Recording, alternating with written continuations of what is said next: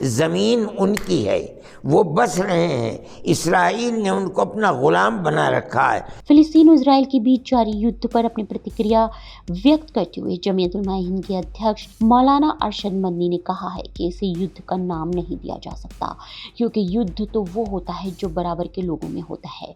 यहाँ तो एक वो है जो दुनिया के आधुनिक और घातक हथियारों से लैस है और जिसे दुनिया के कई शक्तिशाली देशों का खुला समर्थन प्राप्त है, और दूसरी ओर वो है जो असहाय और निहत्था है। परंतु अगर ये कहा जाए तो उचित होगा कि ये अत्याचारी और उत्पीड़ित के बीच एक युद्ध है। उन्होंने कहा कि दुनिया जानती है कि इजराइल हड़पने वाला है और उसने फिलिस्तीन की भूमि पर अवैध रूप से बलपूर्वक कब्जा कर रखा है, जिसे आज़ाद कराने के लिए फिलिस्तीन के लोग लंबे समय से संघर्ष कर रहे हैं। अपने हक के लिए जान देने के लिए आज दुनिया के अंदर कोई ताकत ऐसी नहीं जैसे उन्होंने अपने सर से कफन बांध करके एक बड़ी ताकत के साथ लड़ रहे हैं।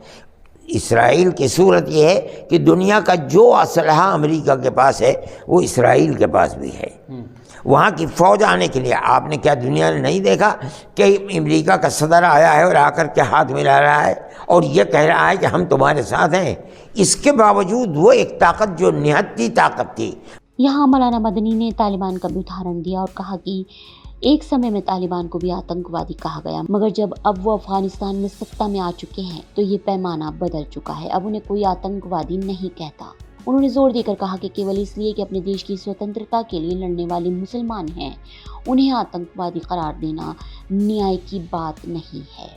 उन्होंने कहा कि आतंकवादी वो है जो हर जगह आतंक फैलाए, परंतु यह मामला इसके विपरीत है।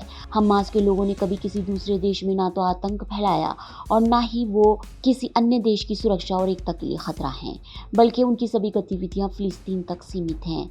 इसके संसाधन सीमित हैं, यहाँ तक कि कभी-कभी उनके पास खाने पीने की वस्तुएं भी नहीं होती। फिर भी अपने देश की स्वतंत्रता के लिए वो लगातार संघर्ष कर रहे हैं।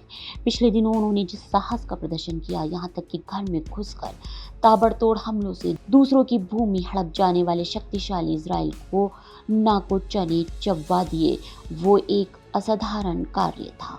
वो एक ताकत जो निहत्ती ताकत थी, वो अपने सर से कफन बांध के ऐसे आए कि चने चबवा दिए लोहे के आज इसराइल को। इसलिए आप उसे दहशतगर्द कैसे कहते हैं? ज़मीन उनकी है, वो बस रहे हैं, इसराइल ने उनको अपना ग़ुलाम बना रखा है। सुबह को वो जाते हैं, शाम को जो कमा करके आते हैं वो अपने बच्चों को खिला देते हैं।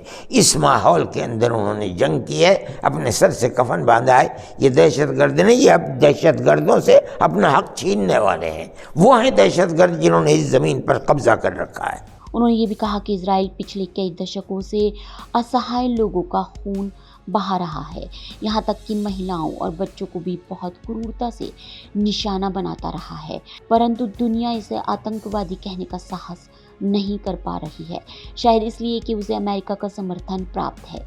दूसरी ओर उन लोगों को बिना सोचे समझे आतंकवादी कहा और लिखा जा रहा है जो असहाय और विवश होकर अपने देश को आज़ाद कराने के लिए जान की बाजी लगा रहे हैं।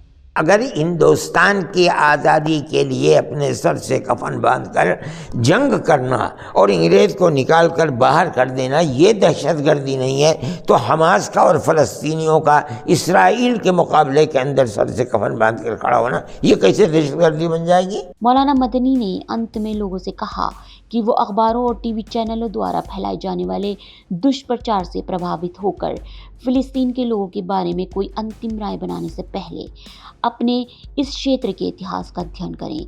इसके बाद ये सच्चाई खुद खुलकर सामने आ जाएगी कि अत्याचारी कौन है और कौन उत्पीड़ित है, दूसरे की भूमि पर अवैध कब्जा करने वाले या भूखे प्यासे बेघर लोगों को दया दिखाकर आश्रय देने वाले।